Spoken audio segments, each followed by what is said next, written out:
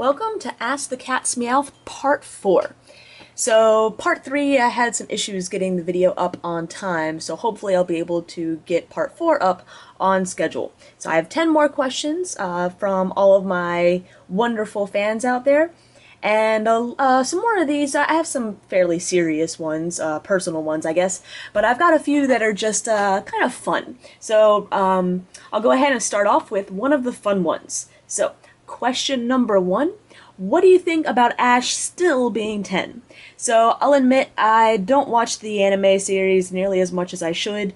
My New Year's resolution was actually to watch or catch up on watching all the seasons this year.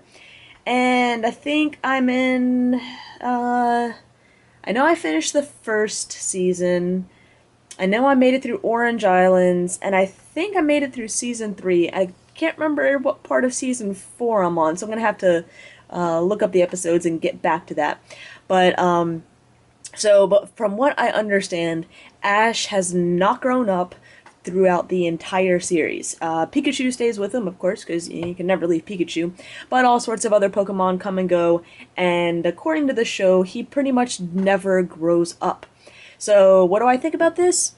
I think it's absolutely ridiculous. The storyline itself is great.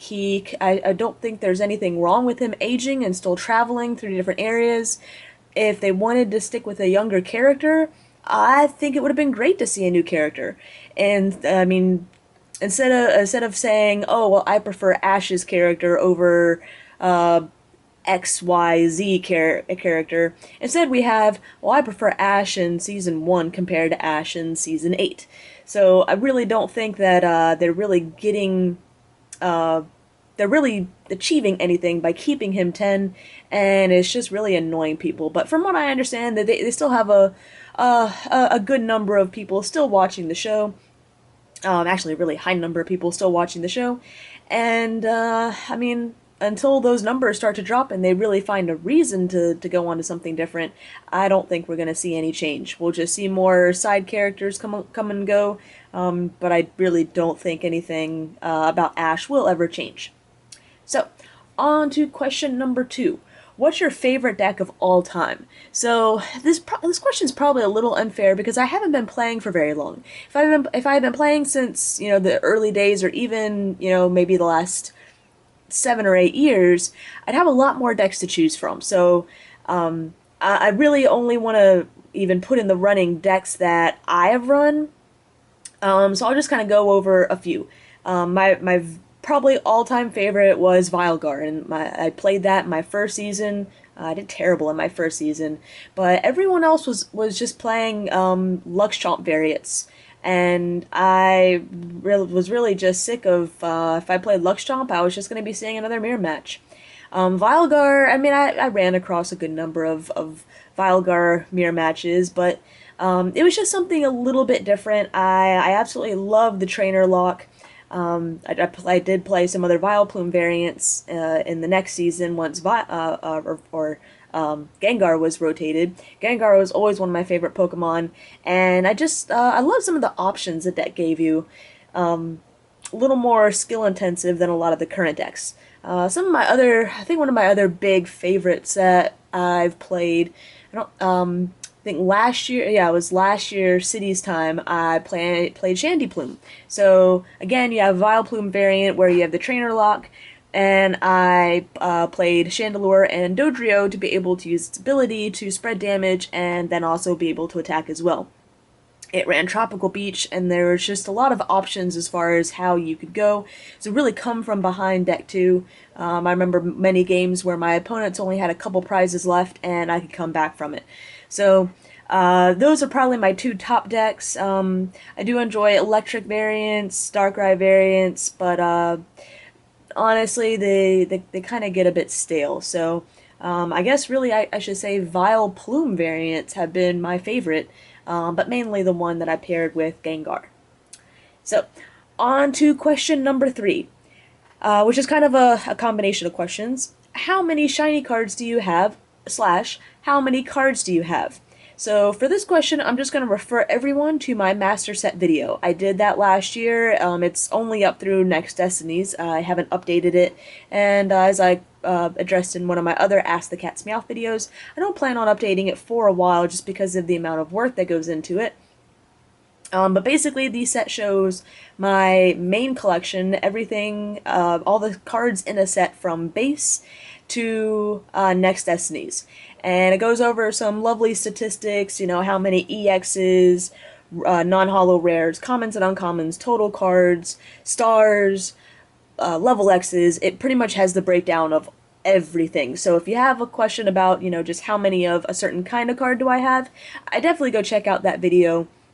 First, obviously more has been added since we have more sets, and I also collect Japanese and a lot of English promos now, so things have expanded even more, but that'll give you a general idea. And I notice that part of my background is falling down, but that's alright. Probably most people aren't really looking at just the Meowth, probably more listening to this video.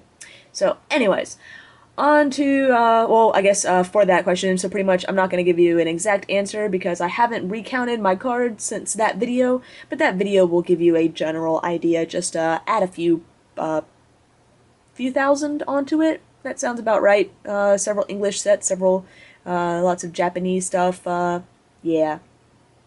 So on to question number 4. What's your most valuable card? So this is a question I honestly can't answer. I have thousands of cards, but really no huge cards. There are certain cards out there, English as well as Japanese, that can cost thousands and thousands of dollars each. And I'm more of a collector as far as sets. I really just I can, I guess, justify the money going into set collecting a little more than just individual cards. Now, I'd love to get into some of the really amazing, expensive, ultra rare cards later down the road, maybe when I have more money to spend like that. But right now, I'm just in my 20s. I'm still kind of just getting, you know, your basics, basic life things down. And until that happens, and I'm pretty much settled, I really don't feel comfortable going and spending $5,000 on an ultra rare card. I hope that maybe one day I can do that, maybe once every few years, kind of splurge on a big card like that. But right now, that's just not a priority, so honestly, my most valuable cards probably aren't worth more than a couple $100, and those are probably some of the various promo cards that you got for attending Worlds, like various tropical tidal waves, quarterfinalist promos, that sort of thing. On to question number 5. How much impact has Planet Poke had on your subscriber numbers? Have you seen significant view increases due to them? So for those of you that don't know, Planet Poke is, it's a pretty cool channel. It's basically a massive collection of all these people that submit videos into it. Your videos have to be chosen and approved, and it's part of being partnered with this place called Fullscreen. It's kind of like being partnered with YouTube, but it's just a little bit separate. They take a cut of your ads, but then they give you better ads that pay more, is kind of the way I describe it. There's lots of other places like Fullscreen out there too. A lot of YouTubers that have a few thousand subscribers have probably gotten offers from a lot of these places that offer you higher ad rates at, you know, a price. Basically, I have not really noticed any growth compared to before Planet Poke and after Planet Poke. I continue to steadily grow, but I honestly don't upload much content to it, and when I do upload content to it, I don't notice any change in subscribers. So, I would definitely say no. The one thing that I do enjoy from the partnership with Fullscreen, and why I probably will stay with them, is the claiming of your videos. So when you upload a video, you have to claim it in order to make any sort of ad revenue off of it. Now, what I was having problems with YouTube before was, since I was a fairly new partner, sometimes they wouldn't approve they don't approve your videos automatically, so people can be viewing things and you don't get a cut of the ads that are going up on them. And then there's also the issue with sometimes they would they would flag your videos because they didn't understand what they were. So, like some of my battle videos, because it's run on other software, they sometimes would flag those and say I didn't own the contents to them. Not like I'm actually saying I own the Pokemon game. Even some trade videos and stuff like that would occasionally get flagged for content. And then you have to make this big fight with YouTube and have to prove your case. And it was really a pain. And once it was passed, the majority of people that were going to see that video had already passed. So what I love about the partnership is just they put their full support behind you. Your videos are automatically claimed. I mean, you still have to follow the rules and, you know, not steal other people's stuff, but you don't have to worry about that approval process failing on you. So, on to question number 6. There have been sports card shows for years. Thousands of private collectors gather and showcase as well as to show card, or as well as to sell cards. Do you think Pokemon or similar TCGs could ever have a similar following up to that point? Basically, card shows. If you believe that answer to be a yes, could you see yourself participating or at least going to such an event? So, this would kind of be like some of the anime conventions. Pokemon, a lot of Pokemon people and just other people that are interested in various aspects of anime go to anime conventions and dress up, and Pokemon has a big following, and it's a good time to get together with friends. And I've never been to an anime convention, although I hope to go to one next month, my first one. But from what I understand, there's often stands for various sellers and things like that, and I'm guessing there's probably some Pokemon places up there too. So this specific question may be kind of, instead of just going to all of anime, something specific to either TCGs or trading card games or Pokemon in itself. And if these events started up, I would definitely love to go to one. I could see myself participating at one. I don't know if I'd want to go there and run a stand and sell cards. I would probably participate. I mean, sure, they probably have all sorts of events that they would have costume contests and maybe trading card tournaments and video game tournaments. I could definitely see myself participating in stuff like that. And honestly, it would. Yeah, pretty much. I don't think I'd want to go there just to sell stuff because I can do that online. You know, I might throw my name out there or something like that. But I would probably go more for just the experience and the fun of going and to meet more people. But yeah, so if anyone actually is trying to get this started up and is interested in hearing feedback of whether they would people would be interested, definitely keep on spreading the word about it because I know I would personally love to go, and I'm sure many other Pokemon fans would be too. Question number 7. Does it take time to prepare for a video, make a script, etc. for popular videos like booster boxes and such? So this pretty much prep time depends on the type of video that I'm doing. I used to do deck profiles where people would send in decks and I'd pick a few and then kind of run through them, say the good things, the bad things, describe what they do and things like that. It would take hours to get those videos set up.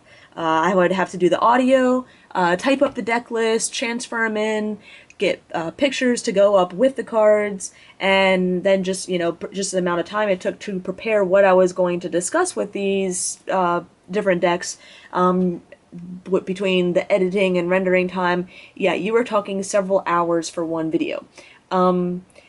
They helped out some people in general, but right now I've been getting more requests for just general deck overviews, so I would like to do those in the future, and I think those would be a little more helpful than very specific deck videos that were just submitted. But that would be an example of a video that would take quite a long time to do. Now my videos are mostly battle videos, and the time it takes to do them is I'd probably say under half an hour because I play the game and I don't do the audio as I'm playing the game simply because sometimes players concede in the middle of the game and it's not going to be a game I air. There's sometimes technical glitches, sometimes the games just aren't good. So I record the video usually while I'm doing other stuff, and then I go back, pick out the good ones, and do the audio for them. And so the audio for them depends on how long the video is. Now if it's a video that's over like 15 minutes or so, I'll take the time to render it down to a shorter amount of time, And so, you know, the rendering process can take anywhere from 30 minutes to a few hours, depending on how happy my computer's feeling that day. And then you have to go back and do, you know, the 15-minute audio, copy it back on, render it. So, you know, that takes anywhere from 30 minutes to an hour or so. Other videos like booster box openings, I honestly don't prepare like an actual script for anything. I usually just kind of wing it. Battle videos, I'm just watching the game and kind of commentating on what I see. Booster box videos, there's really no prep other than I put the box in front of me, I open it, I ramble. When it's done, I put the the video into the software, trim up the ends a bit if I need to, and that's or if I had to make it in multiple pieces because it was over like 20 minutes, you know, copy them together, and then it just renders. So I kind of like the booster openings because I don't have to do as much editing work with them. Now in the future, when I plan on getting into more TCG intensive videos, tutorials, I've got lots of things that I want to do. That's going to take a little more while. I probably won't have a written out script. I will have to write out things, so you're going to be talking about several more hours per video. So basically, between the time it takes to actually make the video, rendering and editing, you are talking about a significant amount of time every day that is spent to Pokemon videos. So for the few of you out there that think that, you know, running a channel is just easy, it's not. It's very difficult to invest that much time into getting consistent videos up. And yeah, that's just how it kind of goes. So, hope I helped you guys out, to some of you, to get a little more understanding and insight into what goes into a Pokemon channel. Question number 8. Do you play Magic the Gathering, Yu-Gi-Oh, or any other trading card game? Simple answer, no. Playing Pokemon, as well as collecting Pokemon, is expensive enough. So I only stick to Pokemon. I've seen Magic and Yu-Gi-Oh, can't say I've really tried it. I really have no interest right now in trying it. I've heard of some other, you know, cool games that have been coming out, like Kajudo. I don't know if I'm saying that right. And honestly, while I hear lots of good things about them, because I collect Pokemon and I will always be a Pokemon collector, I really don't think I want to start another card game and risk getting into that and wanting to collect that as well. Like I said, Pokemon is expensive enough, and adding on additional card games to that, I'm gonna have to give up something, and I really don't want to give up Pokemon. And I really don't have like a X amount of friends that play Magic or Yu-Gi-Oh or anything else like that, to where I would have to switch to a card game like that just to see them. So that's really not much of an issue there. Question number 9. What's your nationality? So if you've seen some of my videos in the past where I've shown my face, I'm just your typical white girl. But if you want to actually go back into my family's origins, I believe I am mostly French on my dad's side, mostly German on my mom's side, and there's a little bit of Native American, Cherokee maybe, on my mom's side as well. It's a very small percentage though. I think it's down to like 132 now.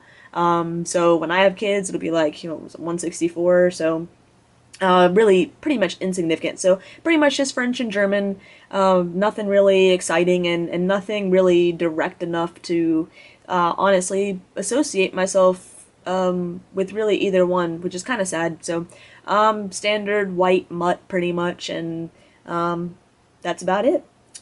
And the final question. Did you like high school? So I thought I'd answer this one because I do get some people that come up to me and, you know, they're like, well, I'm bullied for playing Pokemon, and, you know, my parents don't like it, say I'm too old for it. And so I thought I'd address this question because, and while I kind of mentioned bullying in one of my other videos, it kind of all goes to high school. You're probably not going to be bullied nearly as much in elementary school for playing Pokemon because it's a kid's card game originally, and you'll probably still be accepted if you play it there. But if you're playing Pokemon in high school, depending on what kind of a school you're going to, you're in for a rough time. So I honestly got out of Pokemon part of because I didn't know anyone that played it. And I really was having a hard enough time just fitting into my school that I didn't want to have the stigma of Pokemon on my back as well. I was weak. It was sad. I regret it now, but yeah. So, bottom line, did I like high school? No, I hated it. In addition, I mean, really, just in addition to the, your Pokemon stigma, just the school that I went to now, I hear that as the neighborhoods change, it's becoming a little more relaxed. But the school I went to and just the area that I lived in, which we were able just to rent in a house in the area, the majority of the kids in my classes were, I would say, preppy, spoiled, rich, and stuck up. Um, I was a fairly smart kid. I didn't have the 4.0 GPA, but I was smart enough that I was really in most of my classes were honors and AP classes, and so that's what my classmates were typically in that in the rich, preppy, spoiled, stuck up standard. There were a few kids that weren't like that that I was friends with, but most of the people that weren't like that were in the lower classes, and I hate to say it like that, lower classes, but the normal classes, maybe college tech prep or just career prep classes, and I never saw them. I think I had a few classes like that, early in my high school, ye- uh, early high school life, I guess, but that's pretty much it. And honestly, I really just didn't have the resources to be the friends with the rich kids. My parents are not rich. I didn't get hundreds of dollars in allowance for, really, really expensive clothes. And, I mean, social activities like, I think cotillion was the big one where you have to buy all these dance lessons and, yeah, I was the one playing soccer and free leagues and stuff, and just didn't have the money to spend on all that stuff. So most of the I was not bullied. I would don't really can't really say I was bullied, but I was, the kids were nice enough, I guess. But I mean, I was pretty much ignored. I didn't really see anyone outside of high school. So yeah, I hated it. I didn't even want to attend my own graduation. My parents had to force me to go. So I think that pretty much concludes the Cat's Meowth Part 4. I've got 7 questions for Part 5 right now, so I can accept a few more if they're good and I haven't already addressed them. If not, I'll just be sticking to the 7 I have for next week, which will conclude my Ask the Cat's Meowth series. Hope you're, well, let's just say, hope everyone's enjoyed them up so far, and stay tuned for the very end.